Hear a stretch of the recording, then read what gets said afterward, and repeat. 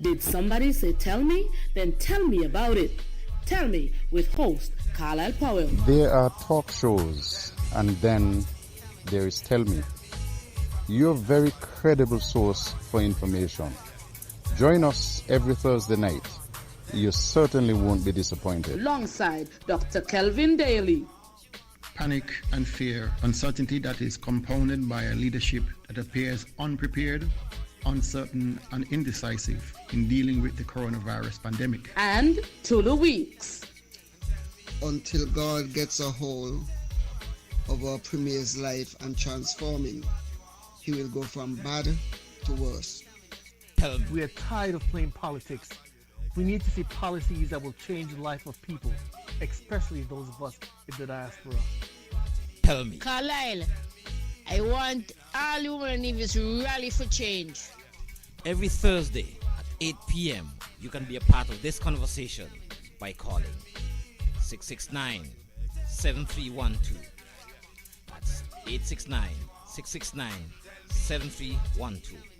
Also available on WhatsApp. Or from the diaspora, 917-460-2187.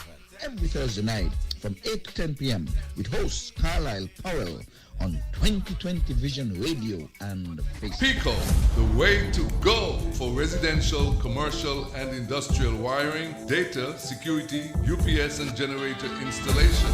When you need electrical work done now, done right, done at an affordable price, contact Finney's Electrical Company. Call or WhatsApp 665-1916 or email pico_1166@yahoo.com.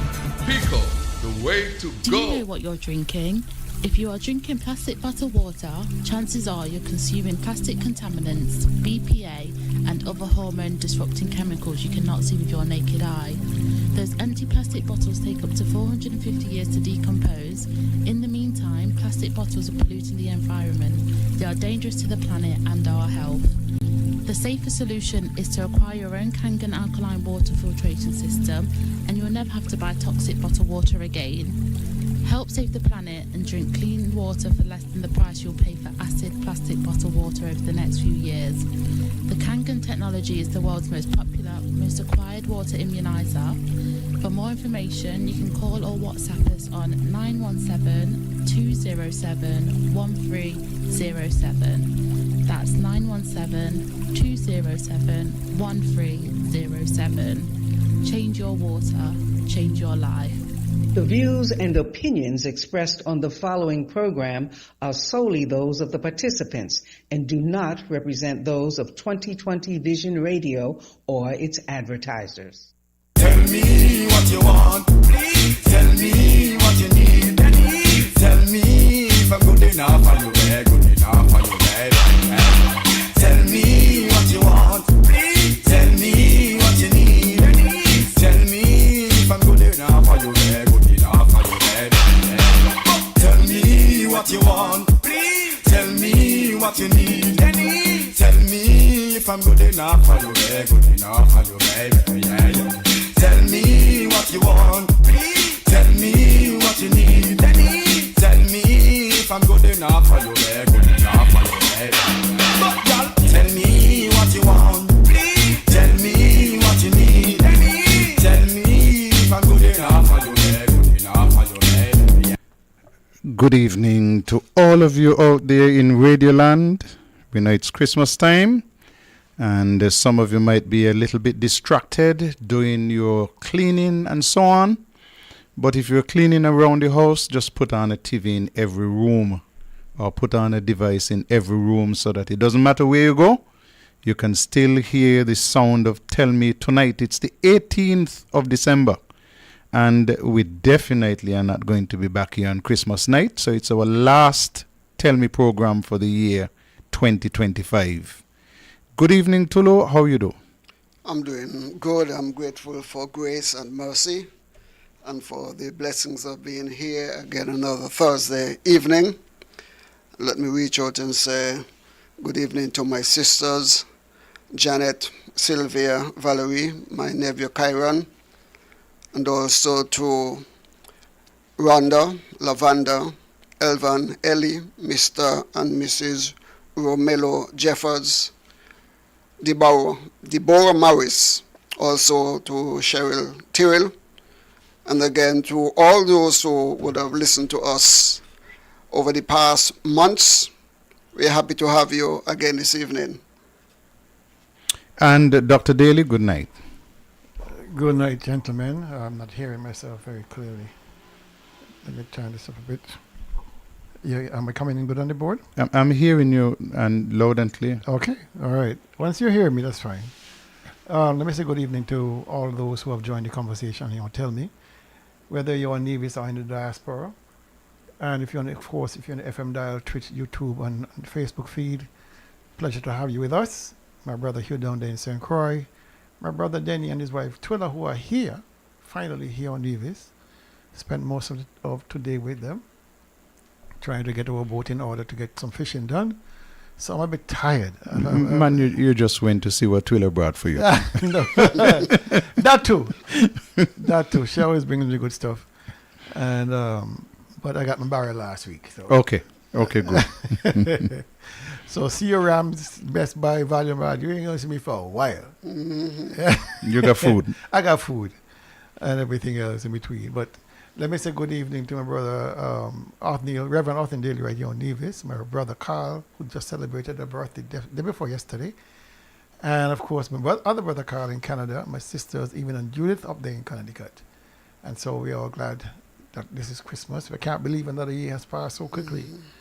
When you're a child, you wish for Christmas to come, and it always seems to take a long time. These days, as you get older, Christmas is here next month, so it is like that. But let me say good evening to my good friends over there in St. James, Bose and Turkey and Gary, and up in Westbury, my good buddy Max. And I'm saying good evening to all of you who are tuned in and listening, and we have weathered another year. Imagine that. We only take off Holy Thursday, and we're here every single Thursday of the year to have discussions with you and to entertain you. And just like Tulu and Dr. Daly, I want to say thank you very much to all of you who have not only tuned in by way of radio, but those of you who have physically tuned in to see us and see what we look like and how we behave or misbehave when we're in the studio. And those of you who sent us gifts, like the hot chocolate that we drink every week, I'm not even going to call your names, but I'm just going to say that we are so eternally grateful that you keep us replenished. And those of you who sent us food, including Papa, listen, I swear that when Papa sent soup for us, he put in something special because he just does a wonderful job. So we want to say thank you to all of you who make sure that you look after us. Those of you who send your contributions so that we can stay in a year.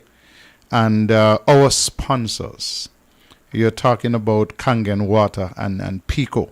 We want to thank you very much for spending the whole year with us, not giving up on us, and know that we are coming back next year with lots of good stuff for you by way of information. In terms of my family, Mary, hope that you're doing well, yourself and your husband John and your daughter Janet.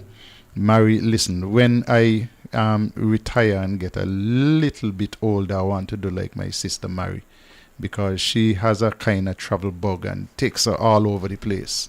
And Mary, I always wish you well, and I look forward to the memories that you get and you share with us. To Mervet, want to say good night to you. Hope that you're doing good.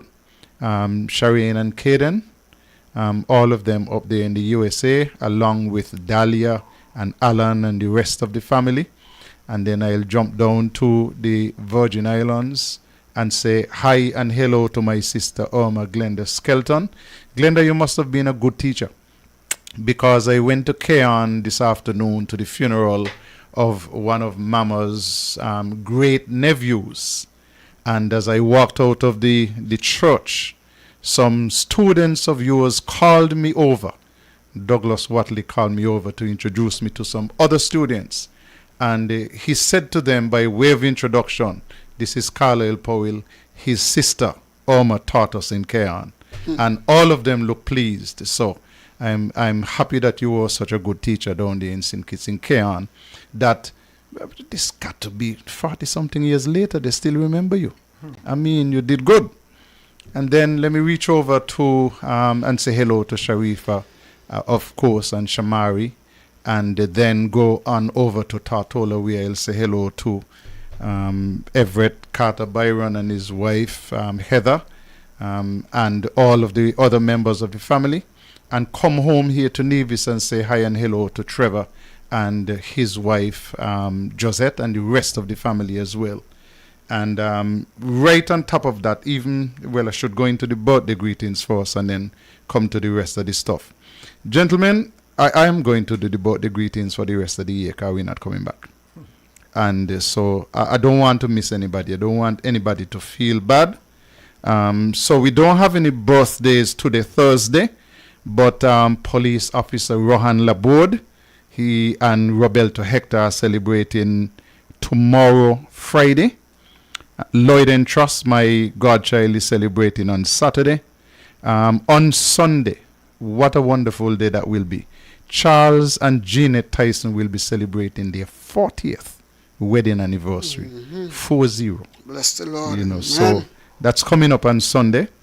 On the 22nd of December, Denise Ward will be celebrating, along with one of our most outstanding cricketers, Derek Parry. He will be making birthday on Sunday. And then on Tuesday, the 23rd of December, we're going to have Sharon Hobson, Shakila Davis, Ariel Griffin, Lucille Webster, and Stephen Hector celebrating on Sunday the 23rd. Wednesday the 24th, down in Tartola, my good friend Favor. She will be celebrating along with Jacqueline Brooks. On the 25th, my very dear niece Tanika Francis, along with Chris Morton, Rochelle, my godchild Izan Ward, and Tyrone Hendrickson, my cousin dear. On the 28th, Ayanson Farrell will be celebrating. On the 30th of December, Hensley and Millie will be celebrating their wedding anniversary. And then we have birthdays for Lizzie, Marva Pinney, and Brianna. On Wednesday the 31st, we have Desiree, Suti Byron, and my very good friend Winston Benjamin of West Indies cricket fame. Let's go to the phone line, see if we have some birthday wishes. Good evening, caller. Hey, good evening, gentlemen. How are you guys doing? I'm brilliant. Okay, I just want to send advance birthday greetings to my one and only baby sister, Ashley Wilkin, who celebrates on Saturday. Wishing her all the best when it comes. Thank you very much. Thank you very much, sir.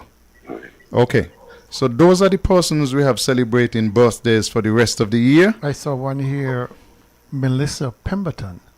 She's celebrating tomorrow. Okay, I have to add that to my list. Yeah, Melissa Pemberton. Melissa is my friend. I got to put it in that. I got to add it to my list. She's tomorrow. So I'll add that to the list so next year we won't miss it. Someone said Elmo Farrell is celebrating 91 on December 30th. Oh, Lord. How we could miss that? Yeah. Mr. Farrell?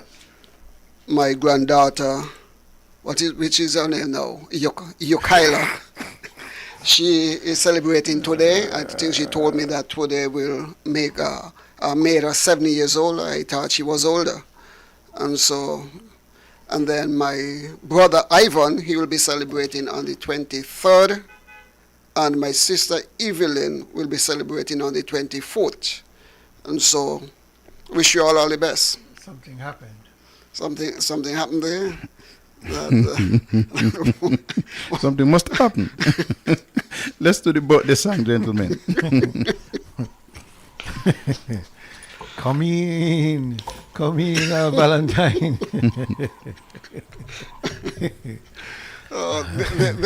They both of them did not follow the same year. They are somebody between. Don't worry about that. Don't worry about that. What Valentine stuff? Happy birthday to you. Happy birthday to you. Happy birthday, happy birthday. Happy birthday to you. And as usual from us in the studio, may you live to be 101 and us 101 minus a day. So we don't have to see you go. May God continue to bless you with good health, strength, and of course, wealth. Okay, we have a lot of things to talk about tonight. Of course, we're going to look at the budget debate, which is continuing down there in St. Kitts. But I want to back up to last week, Sunday night. I was very comfortable on the domino board getting some licks when my brother Trevor called me to tell me that there was a shooting in Cotton Ground and his wife actually got hit by a stray bullet. Wow. Inside her house. Wow. You know, fortunately, they kept her for observation Sunday night, but she was released on Monday and she is recovering well. So, boy, the madness continues. They live right next to Rhonda's house in Cotton Ground. Rhonda's house got shot up too. You know, so madness continues here in Nevis. Around the world. It is so sad that you're in the sanctity of your home, minding your own business, place where you're either still paying mortgage on or would have sacrificed, and you're not interfering with anybody, and that happens to you. I mean, it is shocking, it is disappointing, it is heartbreaking, and it says to us that none of us are safe. Well, we just got to say thank God that could have been worse. Yes. You know, but as Tulu, as you know, the Christians would say, God has his eyes on everything. Yes, I'll say that too. That's why she got shot. Okay. And some people, he watched them and they got shot and died, so. Let me then move to some cricket happening this weekend. Nevis will play St. Kitts in the Berridge Howell game, and that will take place at Connery in St. Kitts. The tournament, you resurrected the tournament? Well, not just me, but Nevis Cricket and St. Kitts Cricket Association. So, that used to be a hot item back in the 80s. And we played matches last year. It's St. Kitts' turn to host this year. So, and they picked a date. You know, the calendar has been a little confused and confusing. But they will be hosting this week, Sunday. The game starts at 9:30. It's over at Connery. And while I'm at it, let me announce the Nevis team. Nevis has taken the opportunity to include, it's just next door, so we're including some youngsters so that they can get the experience. The agreed squads are 14, but we are taking the opportunity to include 2 other youngsters so that they can get the opportunity to see what it is like at the senior level. Head coach is Stuart Williams, and he's assisted by assistant coach manager Tyler Martin. And the squad is Carlon Bowen Tuckett, captain, Colin Archibald, vice captain, Ross Powell, Shelton Forbes, Carlton Pluck, Rajani Didier, Amari Jones, Adrian Williams, Theron Busso, Jaden Carmichael, Onaje Amri, Rondre Daniel, Aiden Williams, Jadon Herbert, Caris Bolo Farrell, and Trion Daniel. So that's a 16-member squad that will be traveling down to St. Kitts. As I indicated, we are taking the opportunities just next door. So we are getting some of our youngsters to see what it is like around senior team cricket. And so Carnival is on, we know that. But cricket will be on Sunday over at Connery. So if you're looking to see some cricket, just get down there to St. Kitts and support the guys. You'll be streaming any of it? It will be streamed. Okay. I will get the information from the St. Kitts Cricket Association, but it will be streamed live. Okay. Yeah, but cricket is coming up this weekend. Sounds good. As it relates to other things, I should tell you as well that the dinner for the NRP that is scheduled for the 27th of December. And in addition to that, I should tell you as well that the NRP will be having Santa. Santa will be moving around with his helpers on the 23rd. Listen out for more times, but it is going to start in the afternoon when the NRP and the Santa will be moving around. Some people will get some scratch cards, and you win something on your scratch cards. Just listen out to hear what locations Santa will be so that you can bring your scratch card. And if your scratch card says a ham, you get a ham. If it says chicken, you get a chicken. Whatever it says is what you will get. So lots of people will be getting the cards. Whatever your cards say that you win, that is what you will win.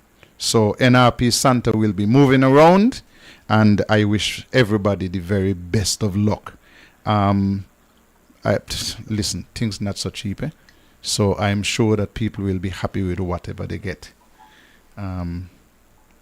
What else on the agenda? We talk about the cricket. We talk about the Santa. Daily, I want to start with the budget. We came here last week and we asked the Prime Minister. I beg him, please don't do 5 hours. And I am so happy that he listened to me. He only did 4 hours and 45 minutes. But at least he listened. He didn't do 5 hours. I got fed up, and so I tuned him out.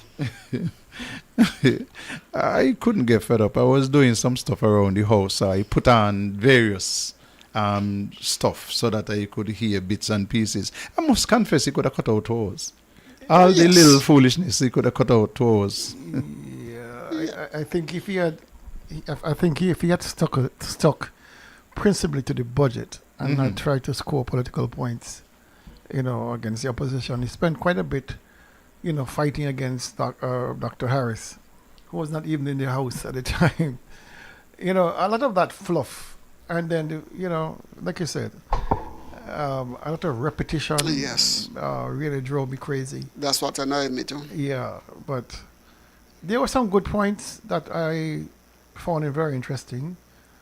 One, of course, was the buyback of electricity from those persons who will be generating their own power from solar cells.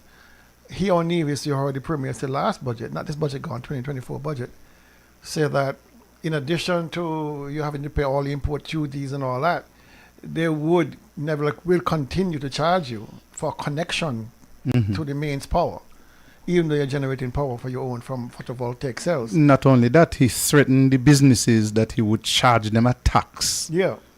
So I was pleased to hear that forward-thinking move by the Prime Minister in that regard, because a lot of persons now are moving towards photovoltaic cells to generate power, given the increasing price of power. And I really thought it set the tone for a really renewable energy program, because he spoke about, going into geothermal, into solar farms, etc., etc. So I think that message to me, it carried well with me for the fact that it was renewable energy and it's supposed to be cheaper. And that will, of course, the cheaper the power, the more industries you attract. Because right now, perhaps one of the highest, if not the highest cost of operations is power. And so if they can reduce the cost of power, right now I think it's about 56 cents or so kilowatt hour, which is very expensive. When you compare that to Trinidad, for example, I think it's like 12 US cents per kilowatt hour. We are way out of league. And it is really hampering persons getting interested in coming here to do development when you consider the high cost of power. So that message was clear to me, and I liked it. I did not perhaps, I did not spend too much time on other matters, which I should have. But the message about the fair share, I'm still no wiser. I'm still no wiser as to how the monies are calculated. Mm-hmm. Because, in reference to the share, that is, because the Prime Minister is on the record saying that after common services, then the rest will be shared, 25-75. We have still not been told whether that was done or not.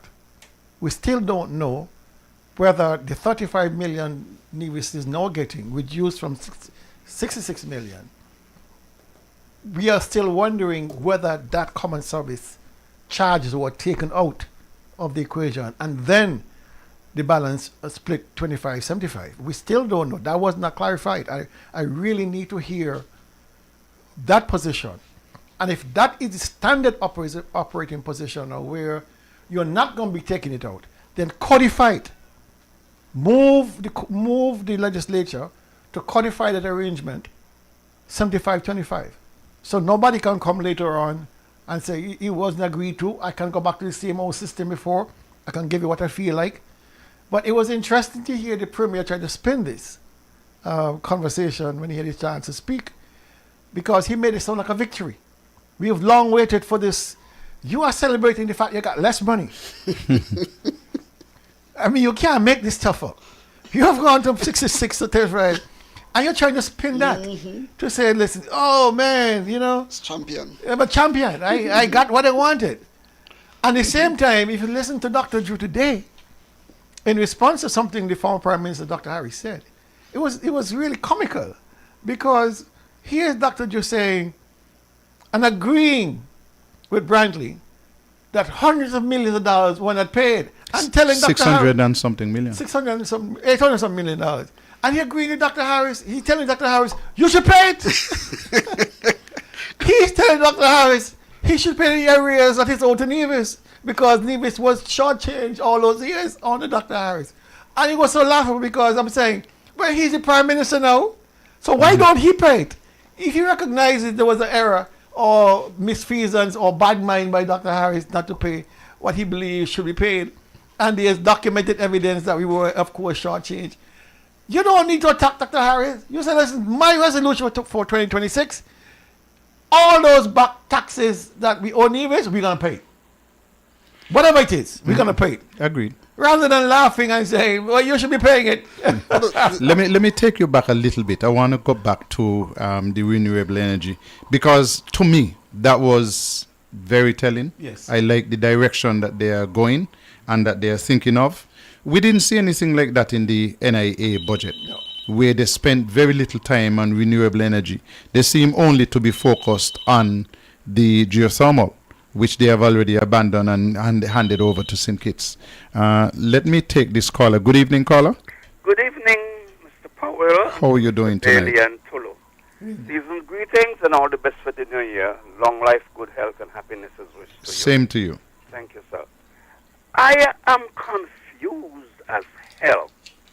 I listened to the Premier of Nevis boast and say how well the relationship was with St. Kitts and Nevis under Dr. Harris. He even stated that it's the most money we ever got. So I was shocked when I hear about this 800 and something million issue. But the worst part about it is the embarrassment for Nivijans, because we send that man and the other two, useless, clueless, and helpless, down to St. Kitts to represent us. The Premier said he was out in the yard. Now this is an embarrassment on Nivijans, because if you're going to represent us and you're out in the yard, why the hell you don't come before us again? And I hope Nivijans would understand that we lack representation in the worst way. Having said how wonderful the relationship between St. Kitts and Nevis is, I am wondering if the Premier is trying to stir up trouble between St. Kitts and Nevis. That is all how I feel. Because you cannot talk with the two sides of your mouth to Nivijans. 1 minute when it's suit you find it wonderful, and the next minute in a suit you is the worst thing ever happened. Mr. Premier, Mr. Premier, I beg you please, as the year end, I think your term should end on your own terms. Please just walk away. Good night and goodbye. Thank you very much. You got a big point. Let me just finish the energy and then let me come to that. Why I think that is useful is that because I've been driving around the communities a lot recently, and there has been a significant increase in homeowners in Nevis installing solar panels. So I've seen this. And let me just say that I'm in the testing phase. Mine has been whatsoever to encourage homeowners or businesses from embarking on renewable energy for their own businesses. I was by Bargain House. I forgot the new name now, but you know, Paragon. I was by Paragon. He would have donated some supplies to us in St. Paul's, and I went there, and his entire operation is solar, is photovoltaic. Entire AC running, lights on, freezers running, drinks cabinets running, all on renewable energy. You know, you would recall that this is the same gentleman that was cut off from Netflix supply some years ago, causing catastrophic losses to business. Yes. You know, punishing him for being a supporter of the Nevis Reformation Party. Picking on him because he speaks up for what he believes in. But I was so pleased that he has regained his composure, he's regained his strength, and the business is thriving. I next week will go in there to do a video and show people this is a full-fledged supermarket behind there. True. From very good products, very good prices. And good prices, yeah. I'm telling you, you know, so I would encourage all of us, fair-minded persons. Paragon is the last remaining locally owned supermarket on Nevis. I don't know of any other. Locally owned. And I would ask Nevisions, just for once in our lives, support local, support your own. Yeah, that is why I took my time last week to shout out Paragon. Yeah, because and they have a wide variety of goods. A lot of stuff and good quality. And every organization, every church, every school, everybody goes and offers, and he never turns anybody back. Somebody, you're gonna leave there with something. And so if you are giving back to the community, and if you are trying your best to make life for you and your family, I mean, the least we can do as Division is support our own for once. That is so true. And I think you can still go there and get a credit. You know, and you Tulu don't encourage people to go credit. I'm not saying Paragon. that. Okay, good. I'm not saying that because you don't work with your money. He get bored, and I'm encouraging people. But well, I could go there and get a credit. I'm not saying that's everybody, but because your wife was working for a long time, so you're right. No, we're family. Yeah, don't encourage US people. We're family, so I'm not when they go, they work with the money. Work with the money, okay. But you spoke about the high cost of bringing in the solar panel.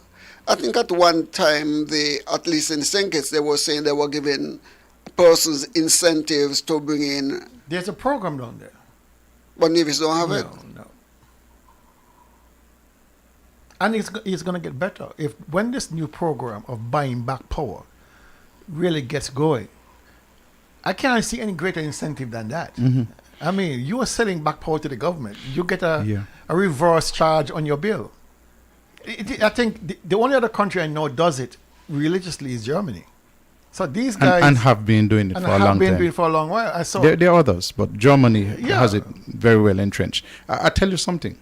Based on the numbers that I saw on the inverter, by 9 o'clock most mornings, I would have been able to be selling power back to Nevlec. Because by 9 o'clock most mornings, the batteries are back at 100%. Wow. You know, which means that the house is being fed strictly from the panels. And there is excess. So that would have been unsold to the grid. This government in Nevis is not forward looking though.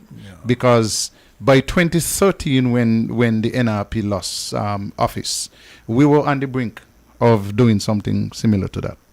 You know, in 12 years, this government has not even thought about it. They are more about implementing charges to the businesses for bringing in solar panels, which are saving the government from buying diesel. You know, it's But unfortunate. That same government cleared land, I think it is across Long Point, about 3 acres of land. More than that, man. It was more than 10 acres? Yeah. To put down a solar farm. And then they just abandon it.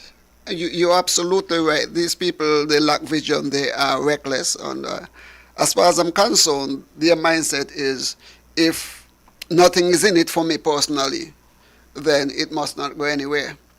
But I just speak about the Prime Minister's presentation. What touched me and angered me at the same time is his land use or land ownership policy that he boasted about, that he's empowering his people through land, and according to him, he helps to build equity when you own lands and inclusion. It gives you dignity and opportunity.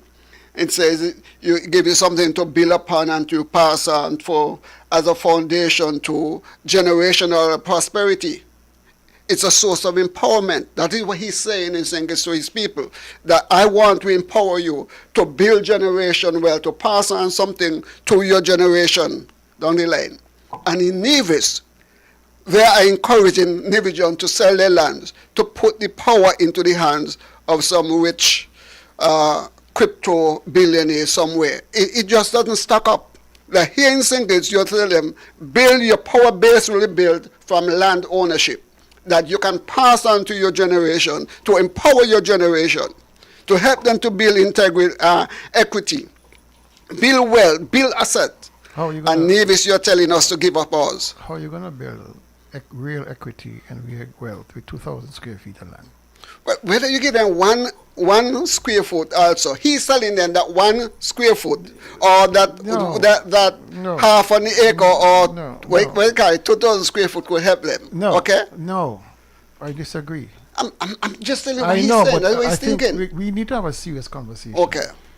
About this land distribution. Could you schedule that for the first program in 2026? No, it's just a short statement. It's just short. Okay. Because we've been giving people the illusion that somehow putting them on reservations. This is what I call these housing complexes, these housing divisions, mostly on St. Kitts. That somehow you're empowering people. You're warehousing people, like small stock. You know, you're pushing them onto 2,000 square feet of land, barely enough to walk through your backyard if you have a backyard at all. And I heard the Prime Minister talking about plant food in your backyard. Where you gonna plant it? You're not gonna backyard. How are you gonna look at a woman with 2 children or 3 children and say 2,000 square feet is good enough for you? You know how big 2,000 square feet is? And plant banana trees. 20 feet by 100 feet is 2,000 square feet. Where are you going with that? What really can you do with that? Why is it that we feel that we can warehouse our own people, but yet make thousands of acres available to other persons to own? We are reducing the importance of our own population in preference to other persons. True. You are holding land in abeyance, hoping for a foreign direct investor to come and take it, while you are warehousing your own people on reservations. That's what I call them. It makes no sense. We have to now reconsider where we are going with land use in this country. We spoke about it on Saturday on the show. We're going to keep talking about it. Because what we are saying to persons in this federation, the leadership of this federation, you can no longer be taking our patrimony.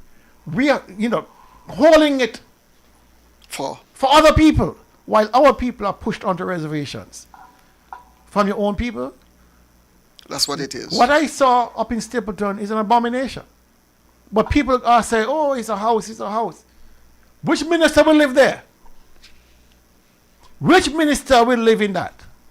Where you push back your window if you had a push window and your window hit somebody else's house.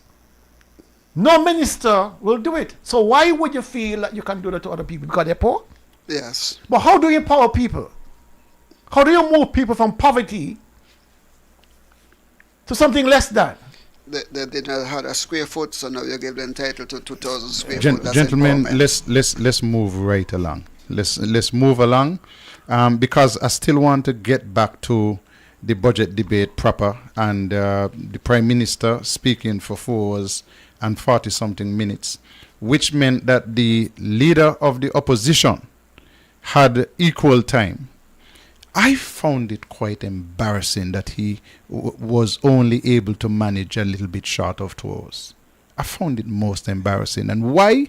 And I don't post a lot on Facebook, but I was moved to make a Facebook post, especially in light of the fact that I remembered somebody like Ural Swanston talking almost all day in St. Kitts. And I remember the famous speech by Mr. Stevens, Ivor Stevens, who spoke for 3 consecutive days, to the extent that Premier Robert Bratcher got fed up and walked out of his own house. He was Premier. Got fed up and walked out of the house. And he was not repeating himself? No, okay. And spoke for 3 consecutive days as a man on a mission to represent the island of Nevis. And then we found the leader of the opposition here, Mark Brantley, is the first time in the history of St. Kitts Nevis, and not for the first year, where the opposition leader of the opposition has gone into the house to oppose the opposition. The idea of the leader of the opposition is to oppose the government. Yes, you agree, and things that you see are good and common, but generally you look at what the government did and you try to pick holes in and show improvements. He went in there to oppose Timothy Harris. Yeah. Not for the first time. And I said to myself, but this is shameful. It shows that he was unprepared. And his best argument was that, hey, listen, I was a part of a government, Team Unity government. I wrote the Charlestown Accord. I put in the Charlestown Accord fair share, especially in terms of CBI funds, on a population basis. And when I got down to St. Kitts, instead of sending something to cabinet, making a cabinet submission, and he was a full minister, a senior minister at that, as minister responsible for foreign affairs. You got to understand, in these governments, is the prime minister or the premier? And in the case of the prime minister, is the prime minister, is the deputy prime minister, the minister responsible for the attorney general's office, foreign affairs. So he was in the top 4.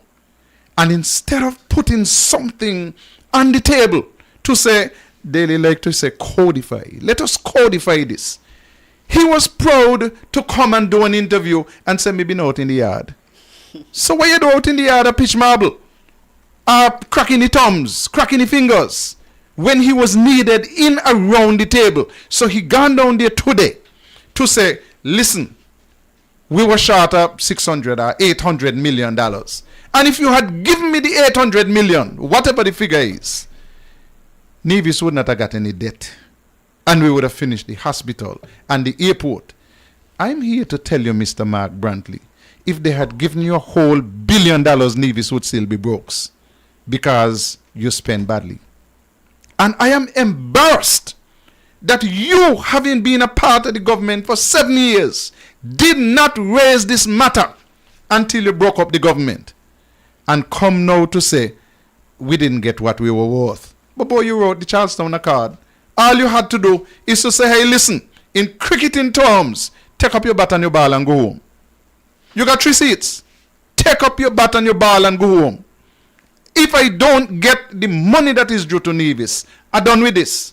But instead of that, you should be ashamed of yourself, talking about you were out in the yard. But Mark tried to deceive the people of St. Kitts and Nevis in relation to that. Yes, he wrote the Charlestown Accord according to him.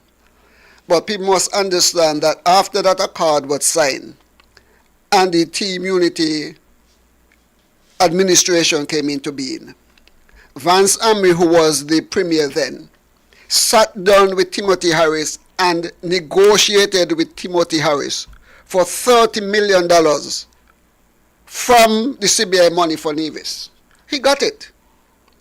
When Mark became the premier after forcing out Amry, he negotiated again with Harris for 45. And he got it. Then he sat down again and he negotiated with Prime Minister Harris for 61 or 62. 66. And he got it. And so he did not represent the interests of the people of Nevis. When they had the first anniversary of the first term in office, 5 years, he painted Harris as a glowing minister, that everything that Harris did benefited the people of Nevis tremendously, to the point that he termed that relationship as the best relationship ever. He never complained. His last presentation in Harris government, 2021, before he broke up the government, he said that Harris was the best leader. St. Kitts and Nevis was the best in class in the region. Everything was rosy about Harris' leadership. He praised Harris as the Minister of Finance, and he praised the Ministry of Finance and all the staff them inside the Ministry of Finance.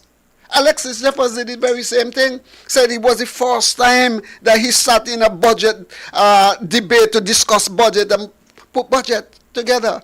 And then when you hear the hypocrisy of the Premier down there, I'm saying, listen, I can't listen on board this man. And I told him off. And then Dr. Drew bought into that foolishness, trying to get after Harris. Harris was not the problem. The problem was Mark Brantley. Mark Brantley wrote the accord, he sat in the government, and he never took a cabinet submission to the cabinet on behalf of the people of Nevis. When he was asked about it, his answer was he did not sign an agreement with Dr. Drew. But you never said to Dr. Harris, this is the agreement that we agreed upon inside the Charleston Accord. And I want you to fulfill every bit of what in this agreement, or I walk. The Charleston Deception. The Charleston Accord was never binding. And it was never binding. Okay. All right. And if you are prosecuting a case where you have, I think it was 16 provisions in the Charleston Accord, and by his own admission, 80% were not even near beginning to be implemented, you're still going to a second coalition, knowing all that. Because he was not serving the people of Nevis, he was in serving himself. Because you remember, coming out of that arrangement, you had the Atlantic View Hotel, you had the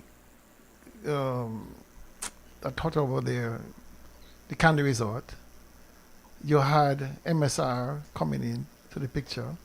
So we are now learning that destiny was already being fomented since 2019. Yes. So there was a lot of things was going on. But not for the people of Nevis. Not for the people of Nevis. Because even when he was there, and even since he's come out, as the leader of the opposition, and the fact that you and Drew are very good friends, why not use the Constitution? Why you're not waiting? Why you're waiting and not using the Constitution to extract fair share?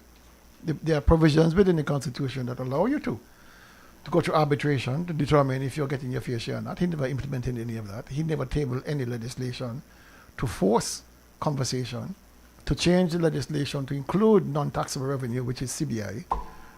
He never did anything.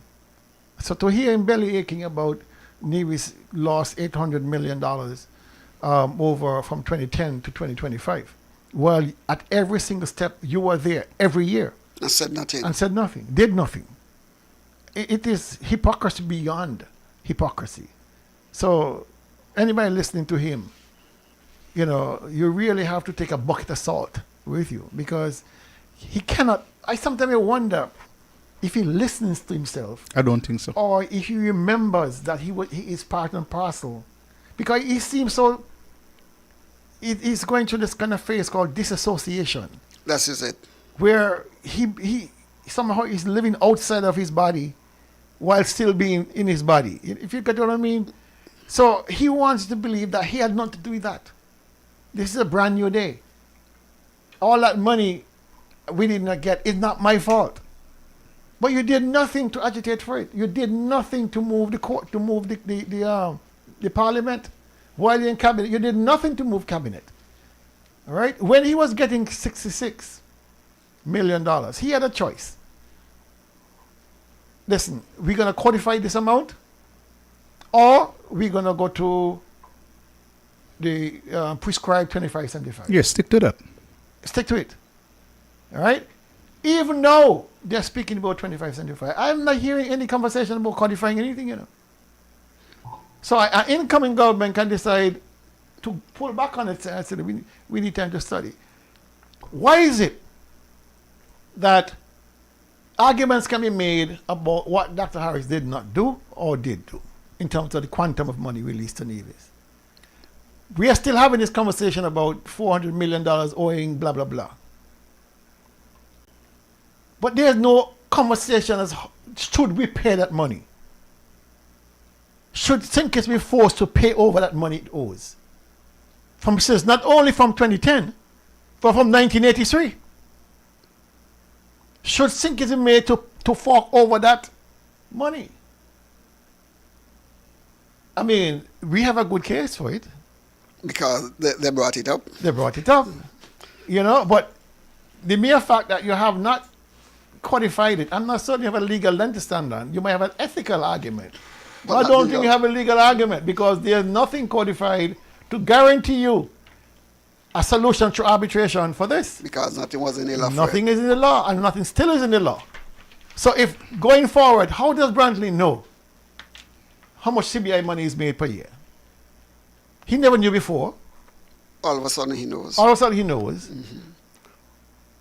Nobody ever revealed that number to anybody. But you know, Dr. Harris kept it, Dr. Douglas kept it, all the leaders kept it. Simmons kept it. Right? So we don't know what figure they're going to put out there as being the sum total of gross revenue received from CBI.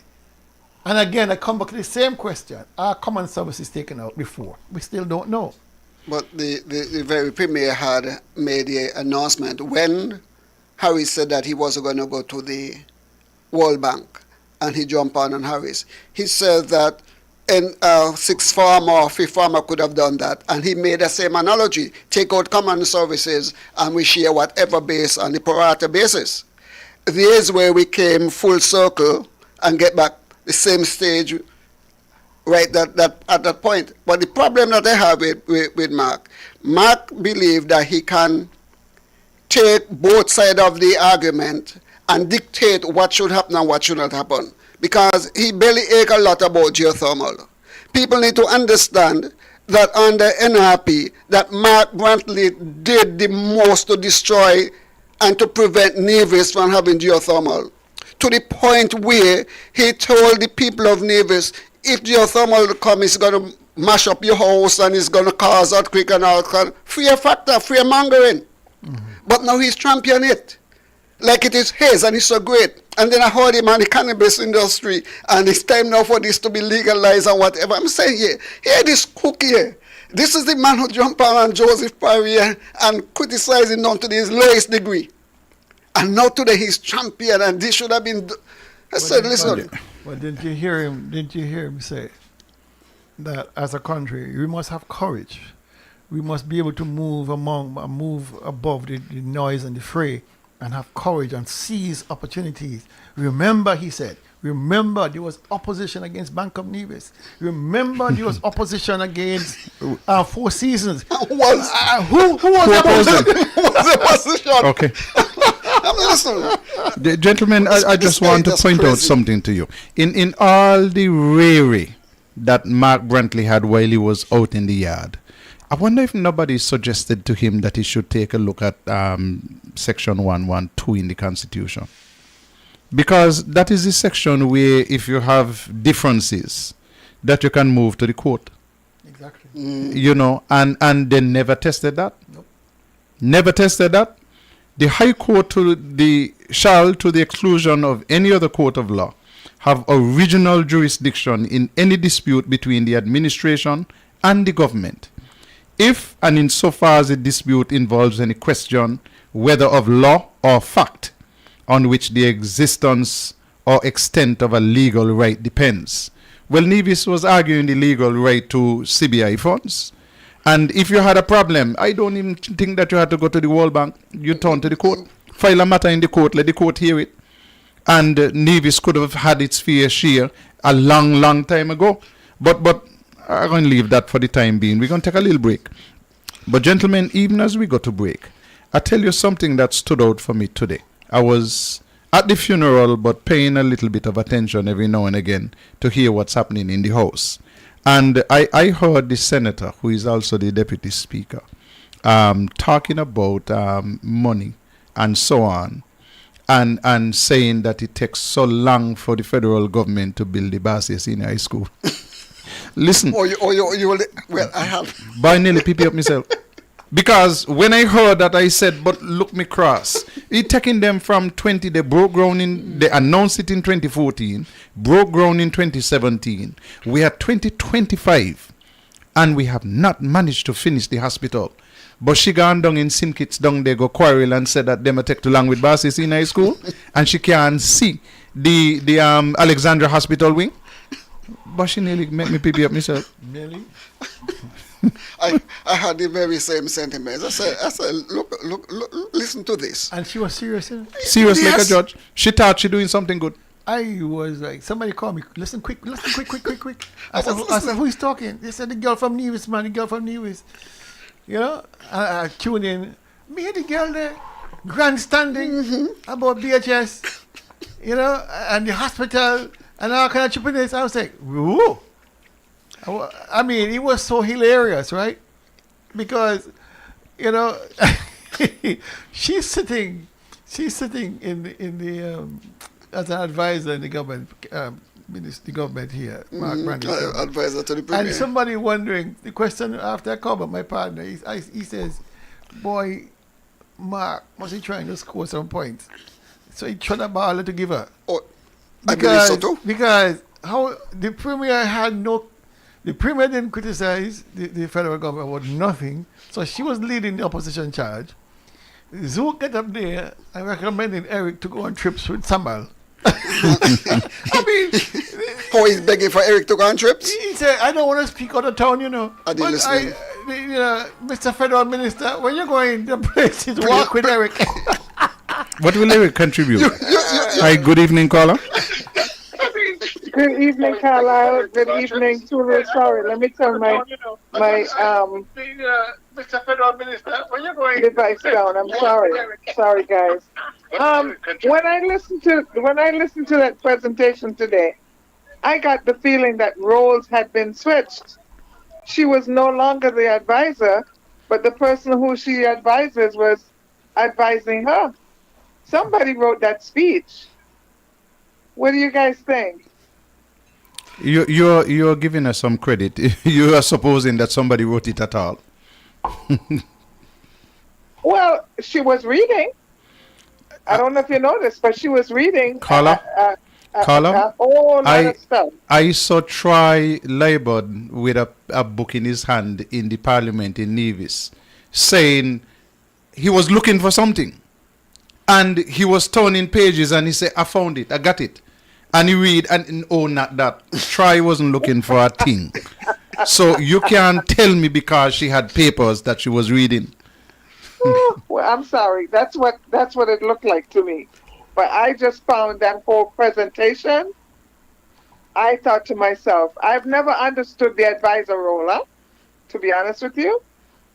But I thought to myself, well, it seems to me today the advisor is taking the advice from who she would normally give it to, if that ever happens. And that's what we listen to there today. Thank you very much, Carla.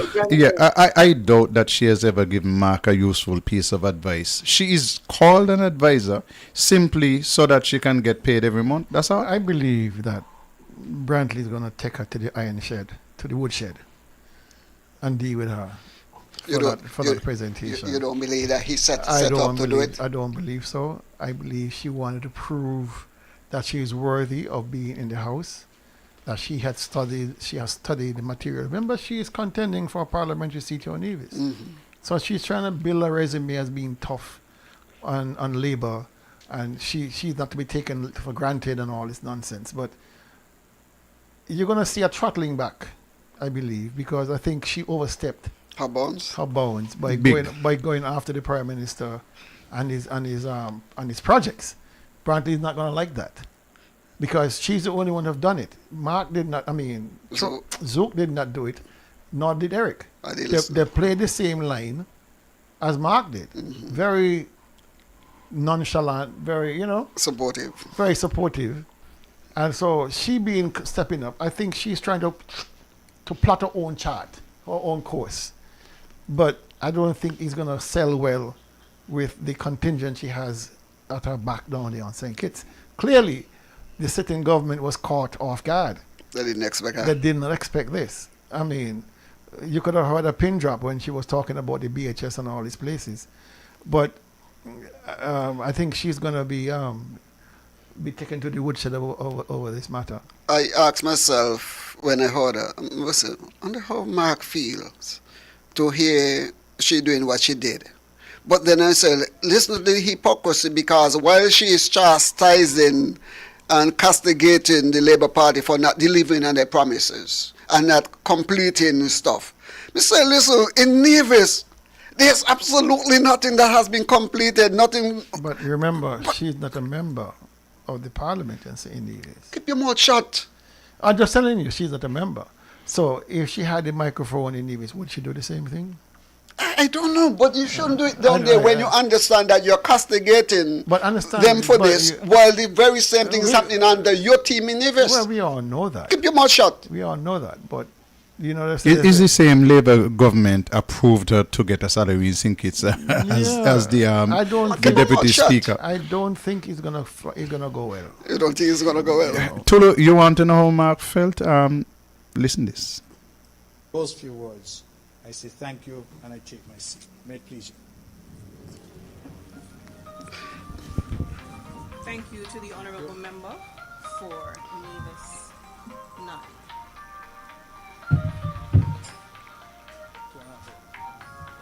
You have an official time? No, that's it.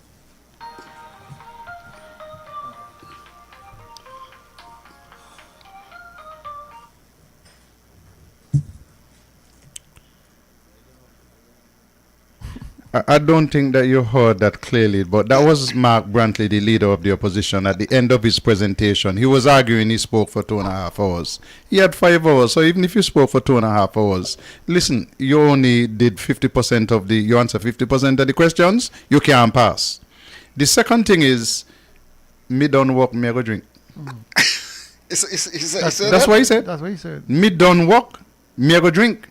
So maybe he wasn't even in Parliament when the deputy speaker was making a presentation. I don't think he was there. Me done work, me go drink. So he gave his presentation in the Parliament. Drops it down. He relieved, he done. And say, it looked like he and Eric were having a conversation. Because he was trying to convince somebody that he had spoken for 2.5 hours. And the response came back, no, we started 19 minutes past. And they had the pleasantries to go through. So no, you didn't talk for 2.5 hours. He said, anyway, me done work, me go drink. That's the respect he has for the Parliament? For the Parliament and for the people of Nevis who sent him down to St. Kitts. You think stress easy, no? If you ain't got nothing to say. Well, better he didn't say anything and allow Sean Richards to it don't work like that. He couldn't have been like that. He had to be the one to present. He's the leader of the opposition. Leader of opposition. He's afforded the same time. Yeah. He carries the title. The first speaker, he could have deferred. Anyway, gentlemen, we had this coalition, civil society coalition that had a town hall meeting this week. And there was a question which was thought-provoking. Listen this. Simple question, because I heard it referred to this evening, that the signing of the development agreement by the Nevis, well, I guess by the Premier, by the NIA, makes it binding. I just want to ask the question, is that really so? Bearing in mind that it is clear that it needs ratification by the federal government. It would seem to me that it cannot be binding when it is clear that it needs ratification. So just could you clarify that for me, please?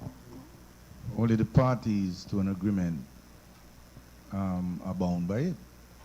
The issue is they're trying to make agreements like this come under a bigger umbrella piece of legislation. And that is why the Prime Minister is afraid to repeal. Because if he repeal a federal legislation, there's nothing to stop the Nevis Island administration from proceeding. Absolutely nothing. So, the Prime Minister is in a panic. He doesn't need to. He can repeal and replace the same day. Let me say it again. He can repeal and replace the same day. So, he's afraid that if he repeal, the Premier will just proceed with his agreement. Because there's nothing to stop the Premier from doing what he has to do within the ambit and edicts of the NIA.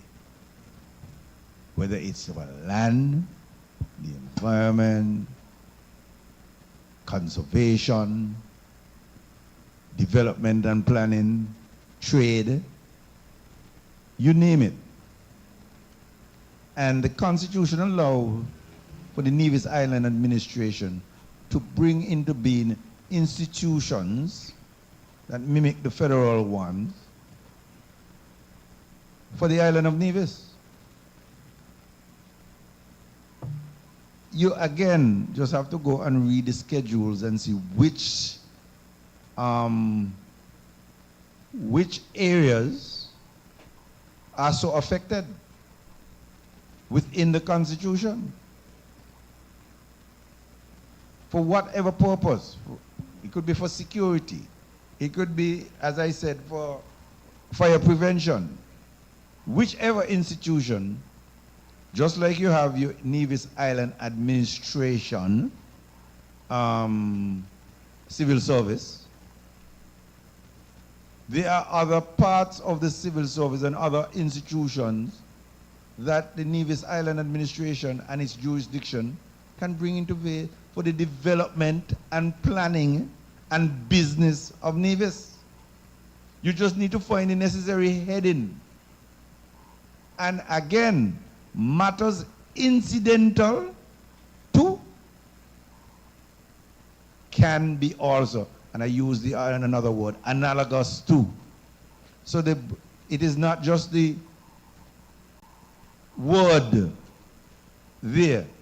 It is broader than that in its context.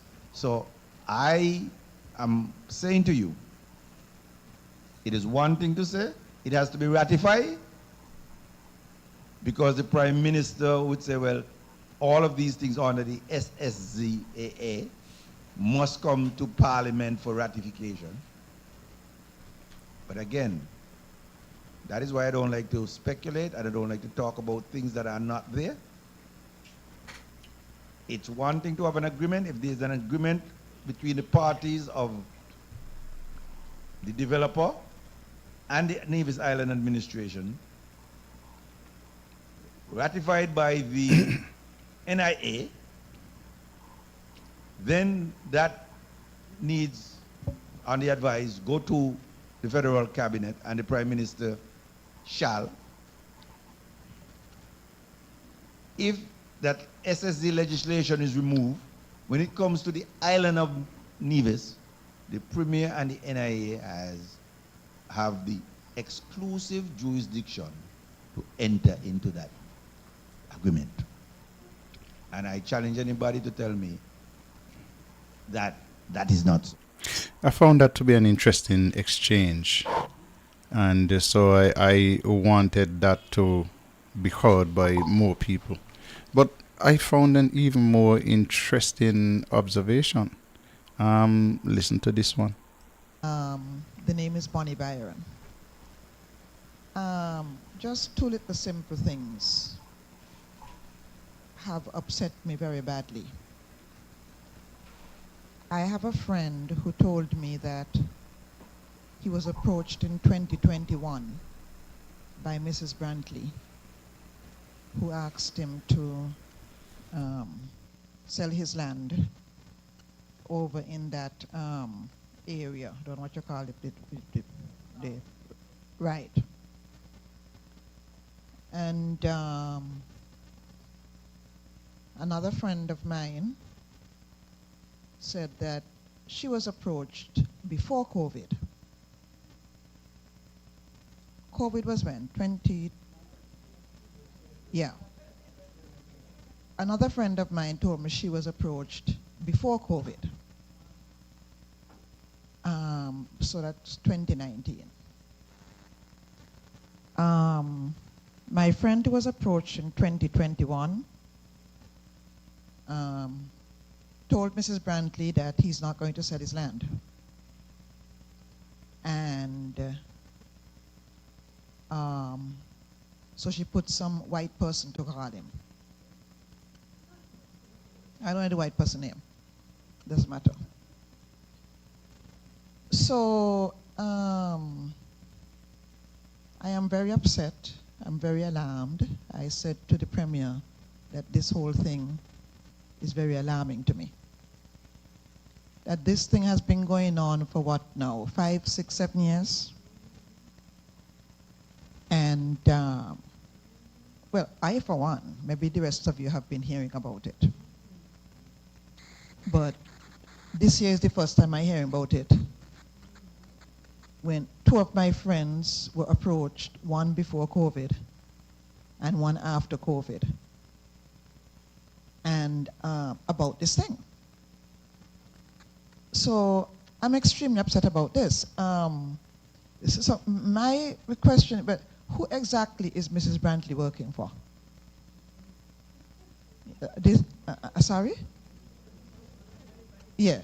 Who exactly is the Premier's wife working for? I understand at some meeting at the other, the Premier said, leave my wife's name out of this.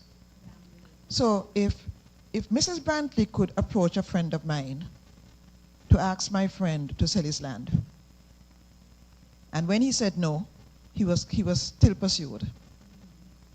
Who exactly is she working for? I am very, very disturbed that this thing has been in the works for some 5 to 6 years. I'm extremely disturbed about it. And how come I just hearing about it this year? You know? Premier Brantley asked me a question in a very public space at the rededication service of the Methodist Church. Reverend Byron, am I still your friend? And my answer in this public space is Jesus commands us to love everybody. So I love everybody. It doesn't mean I like everybody. When somebody is not upfront with me, it is very, very disturbing to me. And I cannot trust them. Okay? So I'm still befuddled. When did this thing all start? I'm still befuddled. And it's very simple for me. I keep it simple. You bring in 7,000 to 10,000 people in here. That is going to change the face of Nevis forever. Right? I live right here in Charlestown. Now, you know, rich people could go in their mansions and shut themselves away from the thing. I live right here in Charlestown. When these foreigners come in here, they could come into my space, could call it my zone. I have no protection against them. But I can't go into their zone. They have all the protection against me. Poor little me who could do them nothing. They have all the protection against me, but I have no protection against them. The people who are making these decisions for me, they could go into their mansions, they have their security, whatever it is. Right? So when these foreigners come, I am out in the open. No protection at all. It is very, very disturbing to me that somebody has made these decisions for me and still expecting me to be their friend. It is very, very disturbing for me. What is my future? I'm sleeping in my bed at night. What drug lord, what this can come around, walk in my space, and I have no protection. I keep it very, very simple. Very, very simple. All right?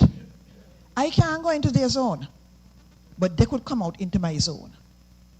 I keep it very, very simple. Second question, is there a contract to be signed? Has the contract been signed? Has the contract not been signed? It's too many unanswered questions for my simple little brain. And I don't know if anybody could answer my questions tonight. I'm keeping it simple. Thank you very much. That's Reverend Bonnie Byron keeping it simple. Dr. Daly, if she keep it simple like that, afraid when she get complicated? She was well measured, cool, calculated. I was there looking across, watching her, and bowing my head, and I'm saying... You're praying? No, I wasn't praying. I was listening to her, because I too was befuddled and, and very concerned and disturbed by the whole thing, especially after hearing Jensen spoke that he has been doing this for some time. I remember the protest that we held by the parliament after we finished. I had a conversation with an expat, and he did indicate to me, listen, this thing didn't just start. This thing started before COVID. And he let me know some of the other players that were involved in it. And he was assuring me that this is not good for Nevis. In light of what the Premier said to Carlin, that he knew nothing about this matter, that even though his wife is involved in this thing since 2019, he wants to convince that he and his wife had no conversation. He had no clue what his wife was getting involved with or was involved with. And Janssen came out and saying to me and saying to us that nobody knew what he was doing. He was trying to buy up all these tracts of land for a long time in the working. And he wants to convince me that Sharon didn't have a clue what his plans were, and the Premier didn't have a clue what his plans were. It's a whole cabal of deception, a cabal of lies. And it amazed me that people in this country, this island, who are highly educated, would listen to this lies and deception, this foolishness that is put out by Mark and Janssen, and accept what this says as truth, that the Premier did not know. To listen to Janssen saying that what he wants is a place for rich people to rear families. And we were arguing that it was 7,000 to 10,000 persons coming in. Janssen says no, it's about 10,000 families to come into that zone, to raise their families in security, because the rest of St. Kitts and Nevis is high with crime, so they want a zone where they will be more secure than the rest of us. Janssen never told us about there going to be these jobs there. Yes, in the construction phase. The other thing Janssen is telling us that CBA money is going to build out his project. He had some money to start, but then he's going to be running this Ponzi scheme. You sell this condo to make money to build a next condo. So it's all deception. And people in Nevis and St. Kitts sit down here and accept this nonsense that this is good for us. We will beat our children for being deceptive. We will fail our students. We'll fire our employees for being deceptive. We condemned everybody else for being deceptive. And we are praising Janssen and Mark for their deception. This should not happen. Dr. Daly, something I learned from the good Reverend. The Bible says I must love everybody, but I don't got to like you. When she said that, I smiled. I said, wow. I never thought about it that way. How do you think about it? You see, if Daily insists you would have tell him go church, go pray. I might have prayed for him. Okay. But if she said, well, it makes sense.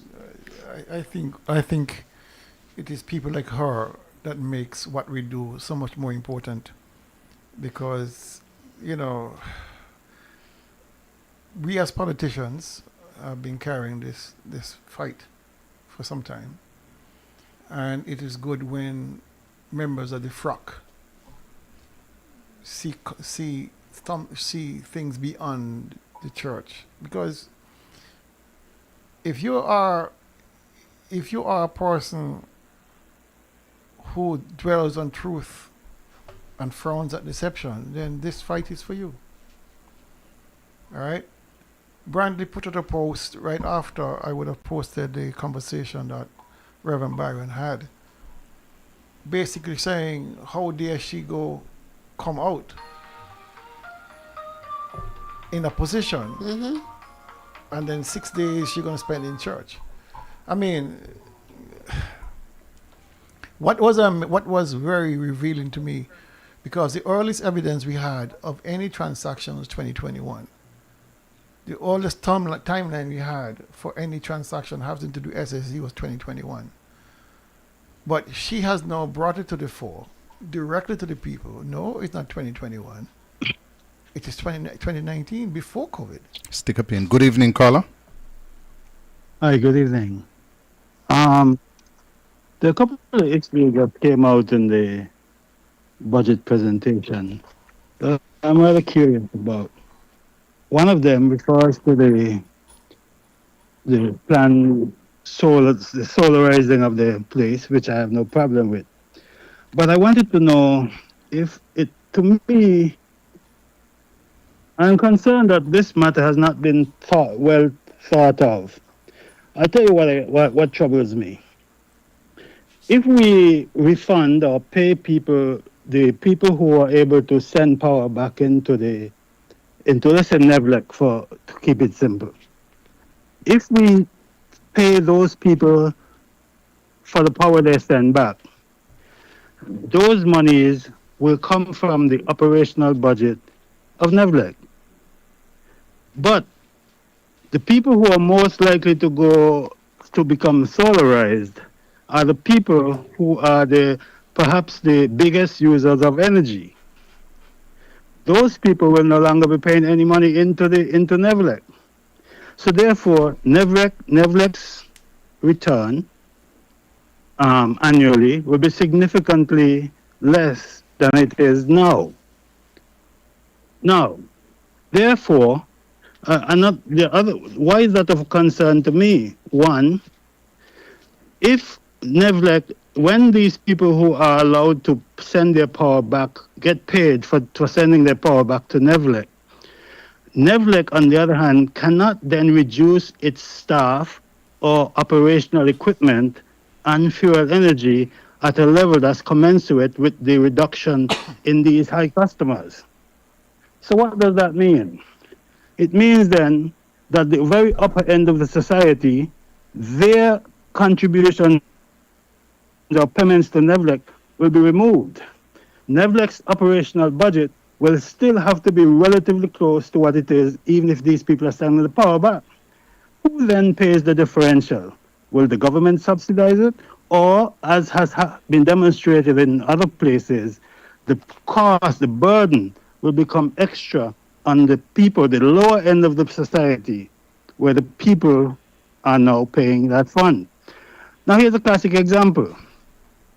No matter how rich you are, you still use this, no matter how much solar energy you generate at your home. When you leave your property, you use the facilities of Nevlec. For example, its street lights. If you are not paying anything to Nevlec, who pays for the street lights?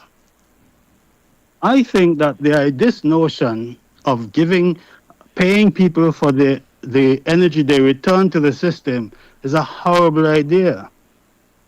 In fact, it is just the same problem you have when you think about income tax and the failure of all parties to re-examine this issue of income tax. When the highest society people in society don't pay any income tax, or when people don't pay income tax, the lowest people, the people who are least compensated in the society, end up paying a significantly higher proportion of their income for basic expenses. What this means is that those people are again disadvantaged by the tax structure. Now, there are a couple of other things that bother me, but I just want to stay with those two. Thank you very much. Especially the NEVDEC issue. Thank you very much. And I hope you continue to listen offline, because I have an immediate and quick response. Let me start with the income tax first of all. I'm still trying to find somebody here in Nevis who can convince me that the myriad of other taxes that we introduce after we abolish income tax don't take more money out of my pocket when I was a worker than the income tax. Because we introduce a whole host of other taxes. And those other taxes, trust me, I feel more than made up for the income tax. The second point I want to make to your caller with respect to net metering, you're looking at one side of the scenario. But here is the other argument. NEVLEC will significantly reduce its use of diesel if they have less people to provide for with respect to electricity and that which is being provided by solar. And I give you a classic example. When the wind farm was operating at maximum, they had the ability to produce 20% of the power to the grid here in Nevis. That 20% caused NEVLEC to save a whole ton of money, because we were purchasing the power cheaper than NEVLEC could generate it. And the other point that you have to understand is that because we were getting 20% renewable energy, potentially from the wind farm, is that amount of energy you would displace in terms of fossil fuel and the diesel that we had to pay for that. And the other point is with respect to net metering. Don't think that net metering is done at the same rate.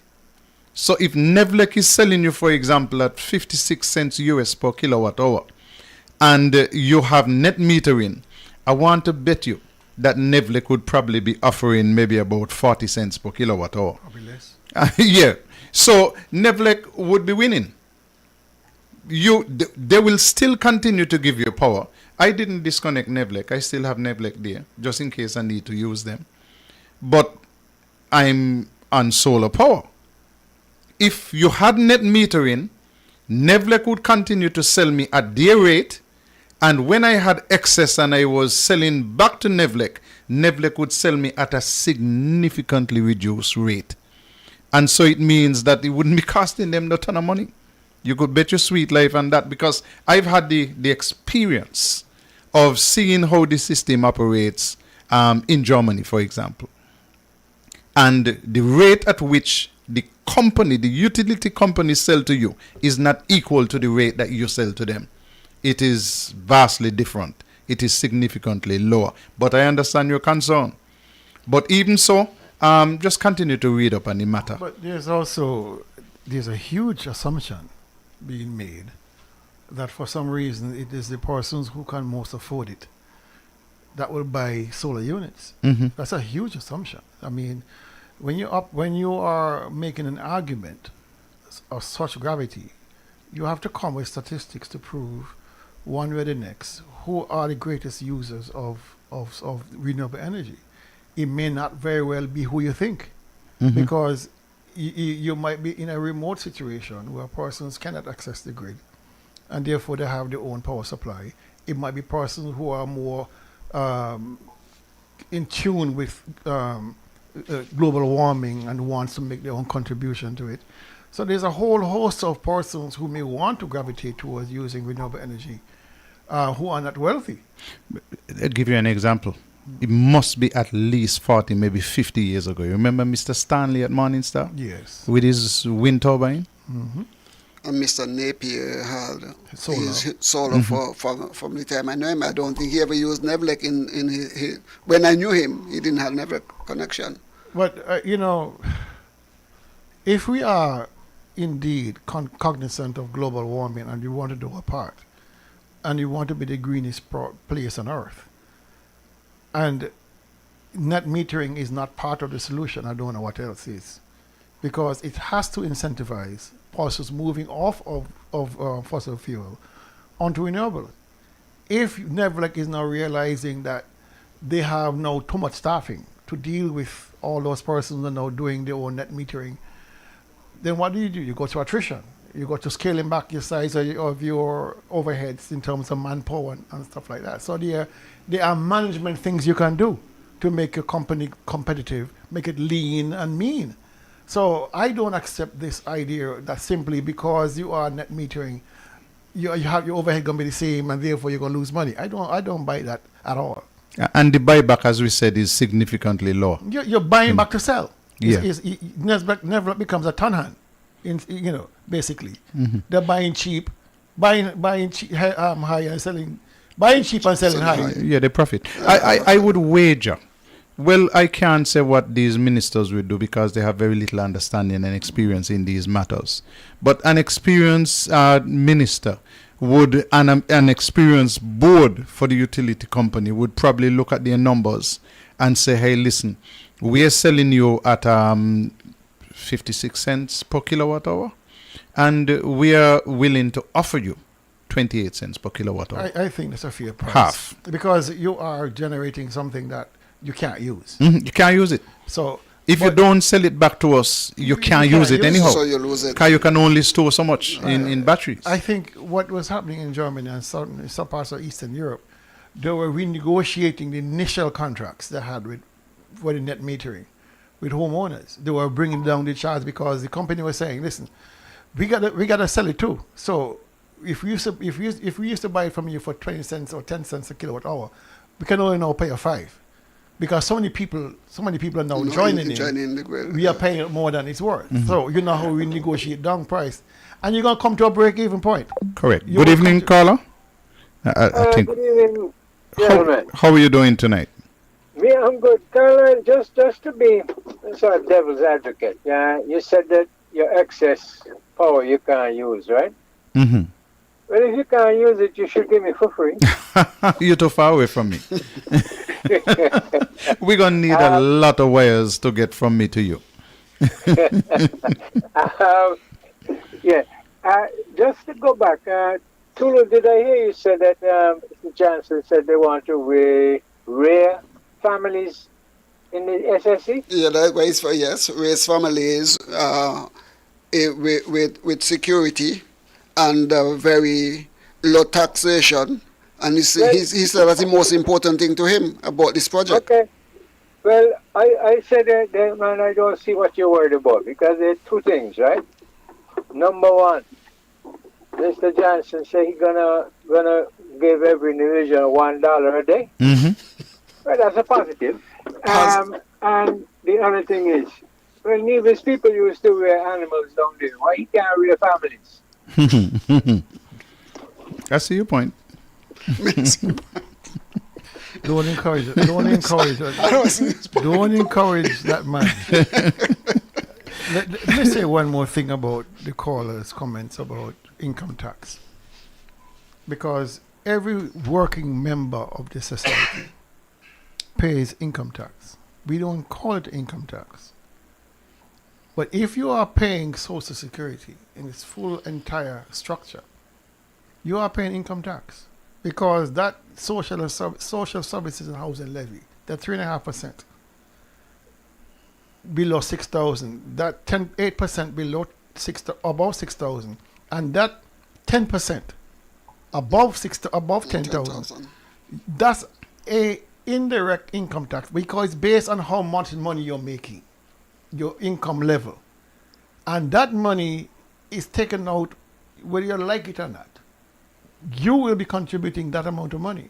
3.5%, 8% or 10% of your salary. That is pegged to how much money, how much income you're coming in. So if you're not making a bunch of money below 6,000, you'll be paying 3.5 of your value. All right. So we are being taxed. We don't call it income tax. We call it a social services levy, but it's still an income tax. Okay, let me go to a couple of things here quickly and tell you about the NRP Santa who will be out and about. Santa's whistle stops on the 23rd. And here are some areas that I want you to note. In St. James's, starting at 1 o'clock, in Fountain by Carbo's shop, then down to Newcastle bus stop by approximately 1:15, 1:30 Camps by Ex-Petrol, 1:45 in Brickhill by Danville shop, and 2 o'clock in Butlers by Millie shop.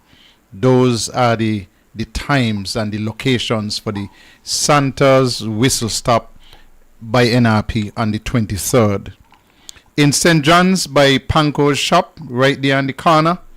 In Brown Pasture by the Gazebo. In Brown Hill by the Hard Court. In Cherry Gardens by the Hard Court. In Bath next to Eloise shop. And then in Church Ground by Stanley's gas station. I didn't have a time on these, so I suppose that we'll hear something from either Chairman Pemberton or the caretaker, Dr. Bartlett, before we finish tonight. In St. George's, 2 locations, Rollins by Pittyman shop, and in Hanley's Road, Holmes's Hill. I'm still waiting on information from St. Paul's and St. Thomas's. So those 2 I do not have. We're here until 10 o'clock. So somebody from those areas could call in and give us the information. And somebody from St. John's could give us some times. St. George, we want you to call us and give us some times too. We're going to take a little break because I want to make sure that for the rest of the year, the sponsors are happy with us. So we're going to be back right after this. Do you know what you're drinking? If you are drinking plastic bottled water, chances are you're consuming plastic contaminants, BPA, and other hormone disrupting chemicals you cannot see with your naked eye. Those empty plastic bottles take up to 450 years to decompose. In the meantime, plastic bottles are polluting the environment. They are dangerous to the planet and our health. The safer solution is to acquire your own Kangen alkaline water filtration system, and you'll never have to buy toxic bottled water again. Help save the planet and drink clean water for less than the price you'll pay for acid plastic bottled water over the next few years. The Kangen technology is the world's most popular, most acquired water immunizer. For more information, you can call or WhatsApp us on 917-207-1307. That's 917-207-1307. Change your water, change your life. Pico, the way to go for residential, commercial, and industrial wiring, data, security, UPS, and generator installation. When you need electrical work done now, done right, done at an affordable price, contact Finney's Electrical Company. Call or WhatsApp 665-1916 or email pico_1166@yahoo.com. Pico, the way to go.